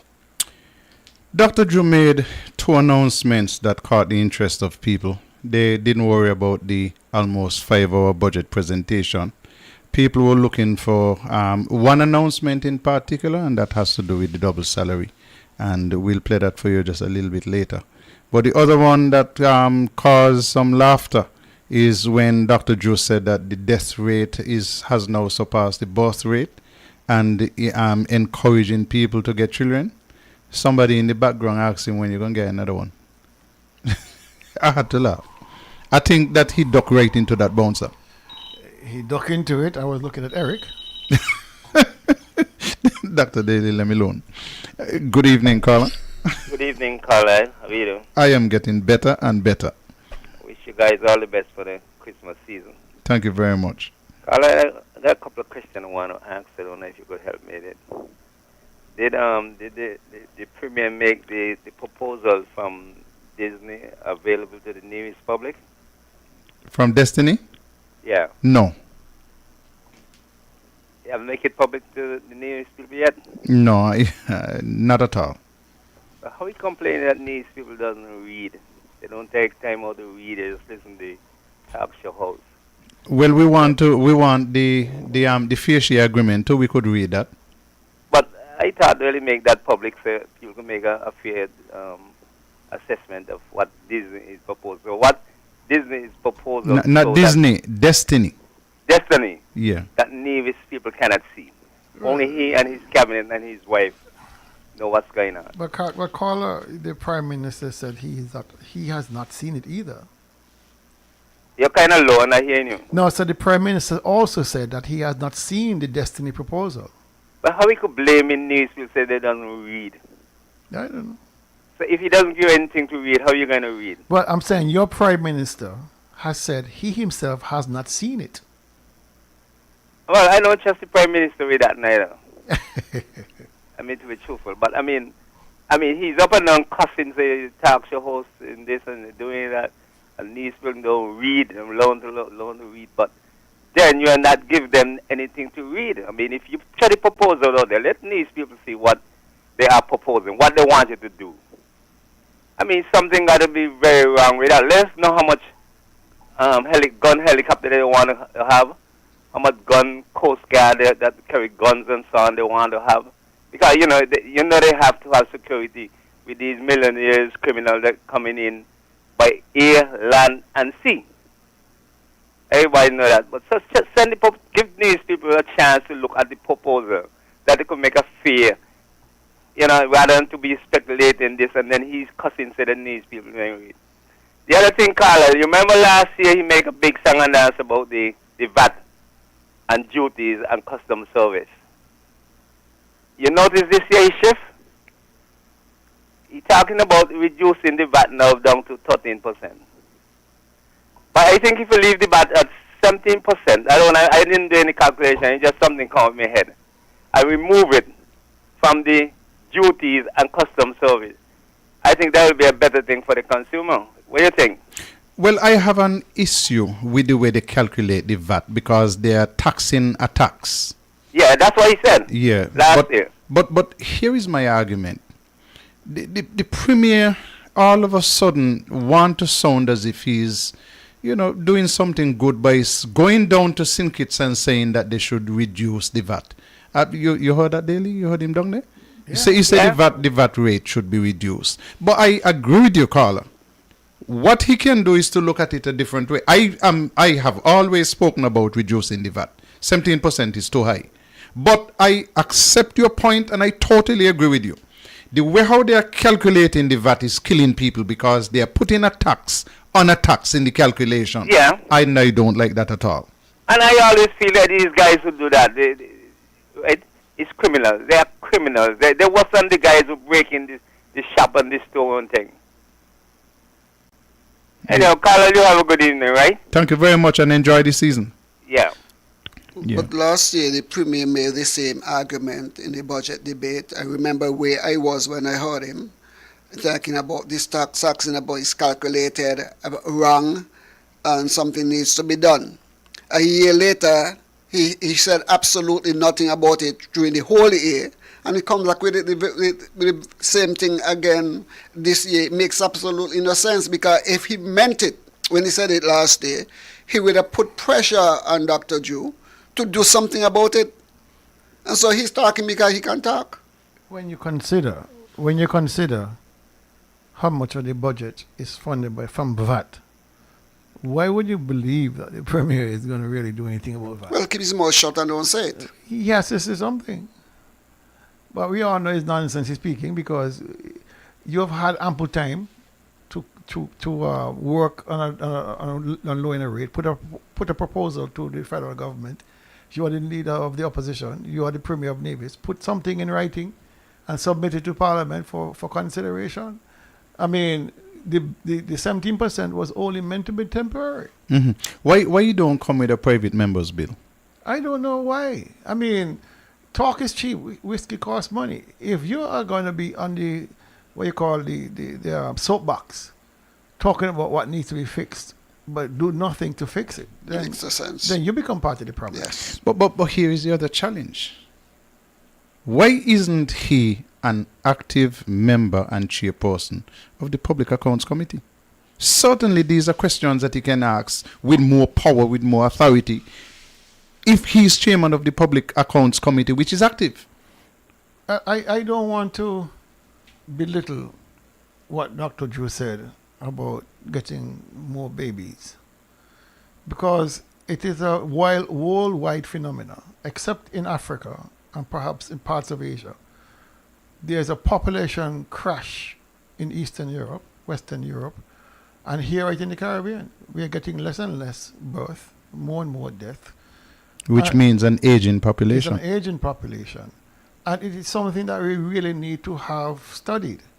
Now, there are two courses, of course, to solve this challenge.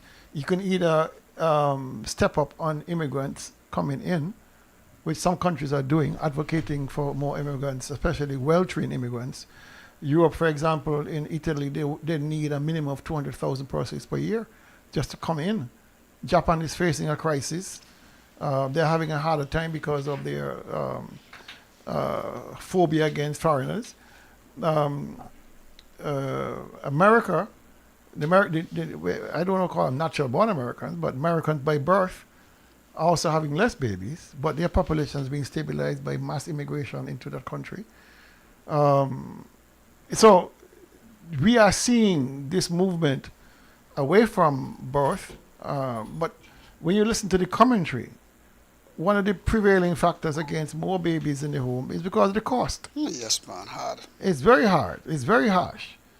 Even like before, when you could get away with 3 and 4 children or 5 children and be comfortable. But incentivize the thing, no man. Well, some countries have done it. Well, Germany has incentivized. Parts of Europe, most of Europe, I think China Denmark, Norway, and places. No, not China. China used to have the one baby. They allow you to know, but they they don't incentivize. But in some countries, you pay families for getting babies. Yeah, in Japan they pay you to have babies. I think it's $6,000 or something like that, plus all kind of incentives. Help to raise the children. Yeah, that makes sense. But it is becoming problematic. The high cost of especially babysitting services nowadays here in Nevis, there's no housewives anymore. Both parents are working, so on your way to work, you drop off the little one, you pick him back up from school, from daycare. Daycare in St. Kitts is free. Nevis is paid. Yeah, I just had my little grandson, and when my son told me how much it is to care for a 2-month-old, 3-month-old, you might as well stay home because it is so ridiculously high. How can this be encouraging persons to have children? I mean, it doesn't make any sense. You go and try to do your national duty by having kids or to build your family, and then you can't afford to feed them. But then you finish paying child care, buying Pampers, because nobody using diapers anymore. You know, it becomes phenomenally expensive to maintain, especially if you're trying to maintain a lifestyle that is now more modern, and you simply run out of money after the first one. Sean Richards did a demonstration today. In terms of the cost. He got a son, he contributed. Oh, he did? He got a son. Oh, that must be an accident. In terms of the cost of living, because the government is talking about your $500 minimum wage is basically you could live. And so he dramatized a little package of according to him, the cheapest prices you can get. And he said it costs $715. And the supermarket that he was in, one person said, well, I think it's 3 children. He said, that cannot last, this food that here cannot last 2 weeks in my house. And you're talking about 2 more weeks to come. Okay. So we have, our women are smart, very smart. But sometimes I wonder how it is that they assume that they can get 4 children from somebody who didn't support the first one or the second one, or the third one, and still go back and give him a fourth child. The first I person, worry about that. The first person I heard made that argument is this premier, Brantley. I don't worry about it. Well, I mean, I agree with it. That happens, and I normally say to people, any woman get pregnant in this stage here, they get pregnant because they want to or they care less. You have so much No man, things to protect yourself. you still have accidents. Huh? You still have accidents. Have accidents? You have insurance, but you still get in accidents. Accident not supposed to be so much. Listen, I got to. No, it's just my mindset. Let me play what people listen the entire budget debate for, and then we're showing 950. But let me play this, what people listen the entire budget debate for. I am pleased to announce, Madam Speaker, that an extra payment of 1 month's salary, commonly called the double salary. This additional payment will apply to our civil servants, to our government auxiliary employees, our pensioners, our workers on our STEP program. And I would like to say, Madam Speaker, that this payment will be issued on Friday, 19 December 2025.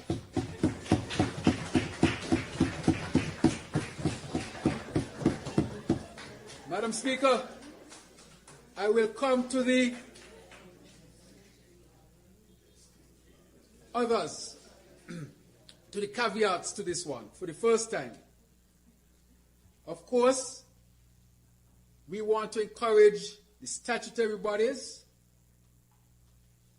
to also appropriate their staff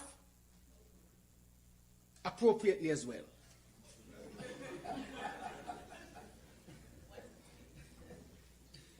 And this is a caveat. Ministers of government and government advisors under this new arrangement this year will be excluded from this extra payment.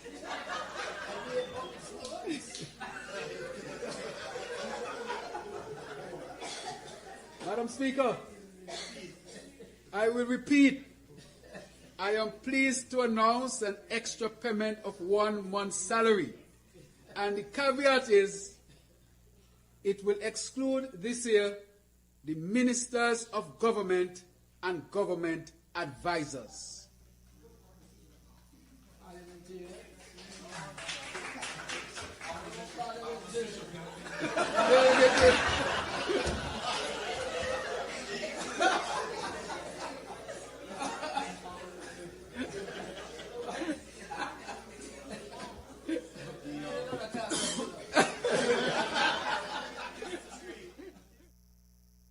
There it is. What was the Premier's response to that? Because the last time double salary was given, he was totally annoyed and was upset, saying he didn't believe in it. He don't have to be annoyed now because he ain't getting none. Yeah, but he said he don't believe. He took all these texts and the civil servants. So we could go ahead and cost them, but he ain't getting none. They're getting civil servants. He's not getting.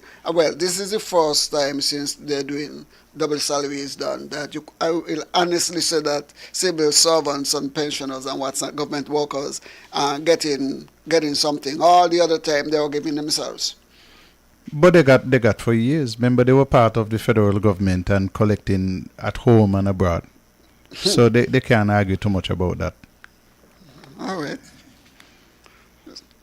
But it is interesting that he did not condemn it before, like how we condemned it, or didn't say, well, I had a change of heart, change of mind.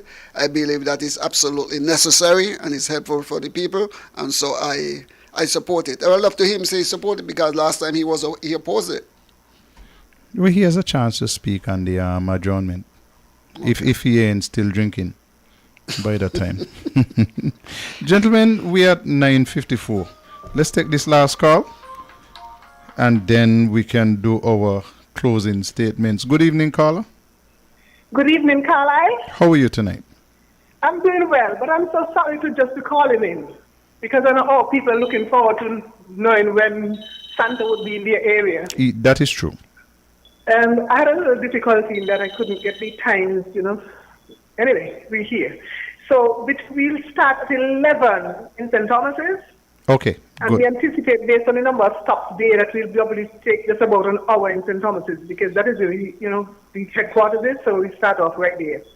And then by 12, between 12 and 1:30, we'll be in the St. James area.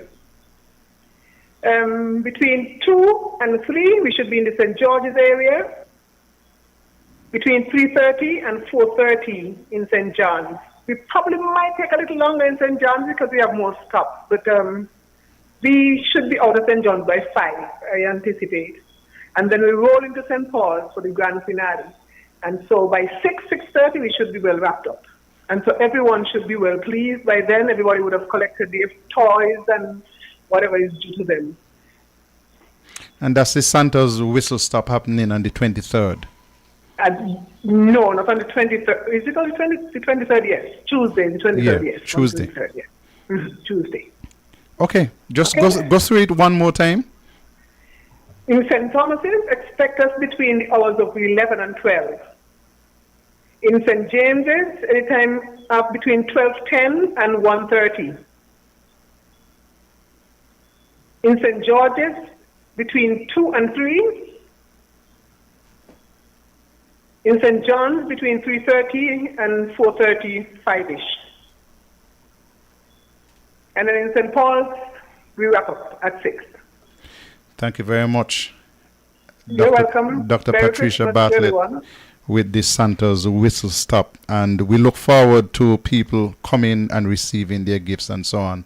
Merry Christmas to you when it comes around. Be safe.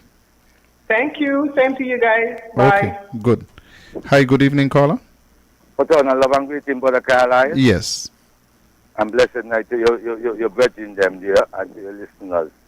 You make a statement there your last time in your dialogue, and I find it very disrespectful, but give thanks for life. Well, I'm going to tell you something. I would disrespect you again because I am not holding up no long discussions with people who tell me they don't vote. Because if you don't get involved in the process. We could hold up discussion and say this here to you know. Our ancestors sacrificed about voting, Carla? It's about better changes in our Carla, lifestyle. Carla is 9:57. You hear me? I So let me am tell you not this here. going to into I'm no gonna tell you discussion to you at this time. With respect. Yeah. I'm going to tell you this here. I give you a message to carry out. Did you carry it out? Listen me. It is 9:57. We're in the Brother Carla, closing you could say yes or no, sequence. you know? We're Just in like I asked you. we're in the closing sequence. But I asked if you have to give you a message to do forward. Did you count the message or not? Please, just let me know that. That's all I need to know. You gave me a message privately. Don't call me publicly to ask me about that. Anyway, you see how I Okay. think when I say I deal with this. No, I done with that. I am not, and let me say again, and I want everybody to tell you, I am not at this stage of my life going to hold up no long discussions as a politician with anybody who tell me they don't vote. Because if you don't vote, you can't influence the outcome. Save us to get people to stop home and not vote. So understand me quite clearly when it comes to that. You have a right not to vote. I have a right to vote. And I have a right to say I am not going to try to influence anybody who has already made up their mind they're not voting. A man convinced against his will is of the same opinion. True. So just know that no love lost. You don't want to vote. I am not holding up no big discussions with you and no voting matter. Game, set and match. That is how I operate. Okay? Thank you very much. No love lost. You call me privately to ask me to deliver a message. Don't call me publicly to ask me if I deliver the message. Go through the same process. Call me privately again to ask me if I deliver the message. Not publicly. I hope you get that message. Go ahead, Tulu. Well, let me say we have come to the close of another year of programming.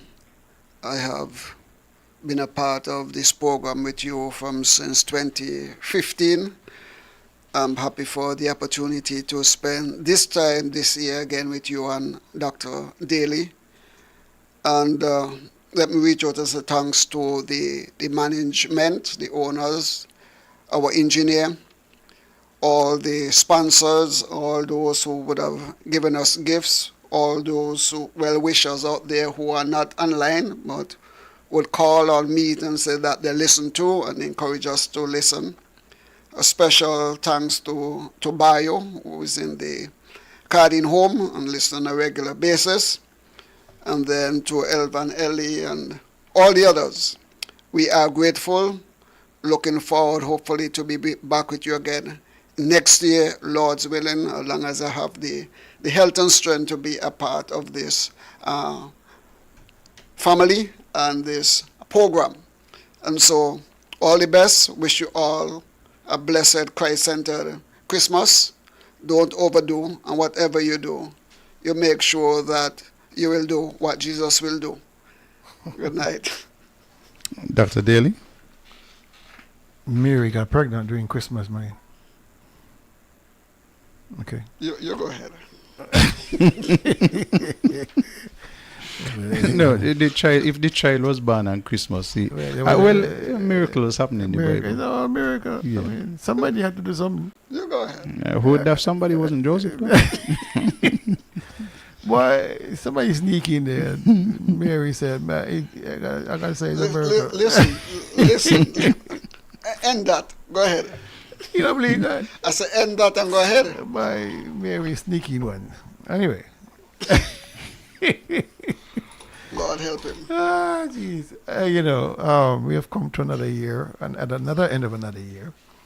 And as usual, we wish all those who have been with us ever since to have a blessed Christmas. We're going to be on target on Saturday for those persons who wish to join us for the last show of the year. But let me comment a bit about 2025 in review, because we are now facing, and we have since this matter broke last in November, the greatest existential threat to Nivision life, Nivision culture, Nivision people we have ever faced. And the SSZ Destiny matter, it must give us pause for concern over the Christmas break, that we're going to start 2026 renewed, revitalized, ready for the fight, to continue resisting any move by Johnson, by Ver, by the Premier, by the Prime Minister, to make us subservient in our own country. We must understand that this fight is bigger than any political party. This is a fight for the heart and soul of Nevis, for the survivability of Nevis, for the future of our grandchildren and children to come. And so I would want persons out there to look beyond their own selfish means. I've had too many conversations where persons are convinced that they can make some money off of SSE without realizing the ramifications of it all. Just yesterday, I had a long conversation, and it broke my heart to understand. I realized that persons still are so selfish in their thinking and in their own persona that they're willing to take a few dollars and lose the entirety of our culture, our people, our history. It's still amazing to me that persons are that selfish in their thinking. Worldly goods, that is their pursuit, and we must in 2026 continue to educate our people, to continue to resist as best we could this abomination called SSZ, this abomination called destiny. We must continue to fight, and all those soldiers who have been fighting since in 2025, 2024, we must continue to fight. And together, I believe that we can beat this scourge and move Nevis in a new direction. Yes, we need development, but we don't want to throw the baby with the bathwater or to jump from the frying pan into the fire. There are constructive ways to move development. I believe the NRP has the vision to do that. We have demonstrated that time and time again, and I want persons coming up in 2026 to understand elections can be called at any time. We must be ready to govern this country once again and move Nevis forward. Good night. God bless. Thank you very much. Just a couple of statements to close the year. We saw Anguilla open a brand new terminal at the airport down there this year. Anguilla started work on the terminal long after the 2015 date that we have been given, that consultants were here in Nevis getting paid and working to expand the terminal building and the runway at Van Samui International Airport. Anguilla spoke less and did more. They delivered. But they did not just deliver a brand new, very spacious, very modern terminal building. They did something extraordinary. Yesterday, they had a direct flight from Anguilla here. I might have gotten the name wrong. But they had a direct flight from Boston in the United States of America. Guess what? Today, they had another direct flight, this time out of Newark in New Jersey, straight into Anguilla. So we have been talking in Nevis about building a new ferry terminal. Anguilla just went ahead and built it. Really, really nice ferry terminal. And we have been talking about building an air terminal.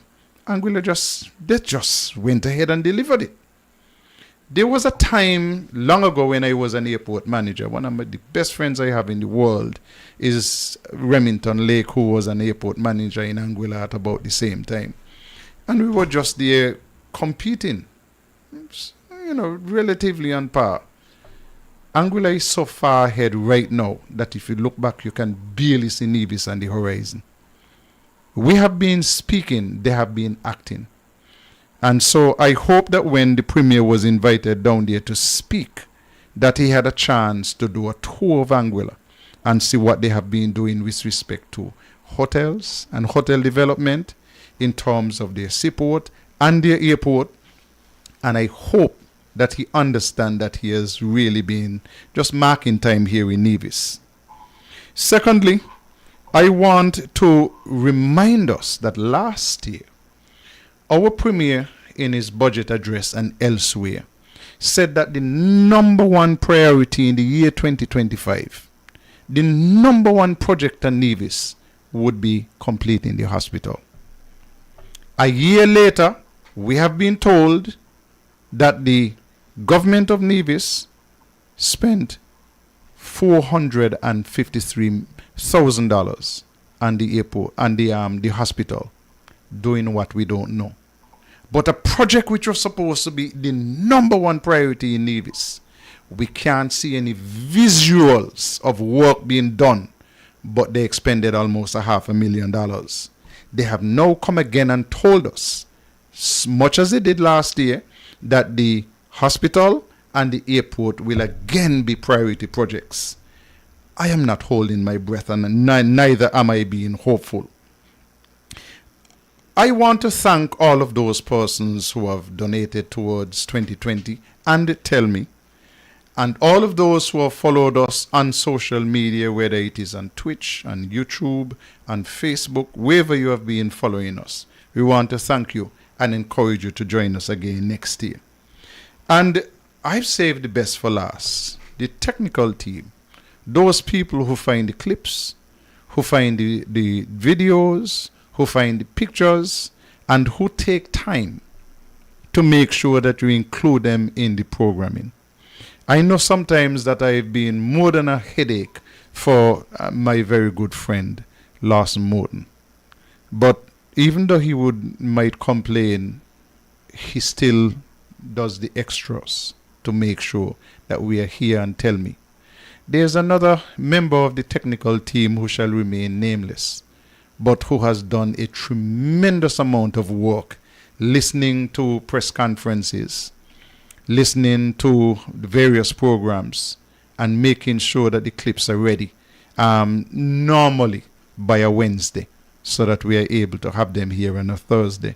And so I want to say that we are eternally grateful. We can't pay for the work that you do. And then our fans, our family members, and I reserve these two gentlemen for my very last bit. Whether it is raining, thunder, lightning, whatever, if it's a Thursday, I know I can come down to 2020 and they will be here to join me and keep my company. And they deliver Thursday after Thursday. So I want to record publicly my appreciation to them for helping to make Tell Me what it has been. We've been doing this thing now for 1,060 shows. That's the number that we close out at the end of 2025. So that's 1,060 shows of at least 2 hours each. And we have been known to go for longer than that. So again, let me record my thanks. And to say to you, we wanted to make sure that you're safe this Christmas. If you're going someplace in a hurry, remember the speed limit is 20 miles per hour, because I want you to be with us next year. And I want you to be safe. Enjoy Christmas. Enjoy time with your family. Members, make sure that you remember to call, text, check in on people, especially those who are less fortunate. And those of you who like to cook a lot, and there are people in your area who might not be able to cook, give them a meal this season. Thank you very much. Love you. See you next year. PICO, the way to go for residential, commercial, and industrial wiring, data, security, UPS and generator installation.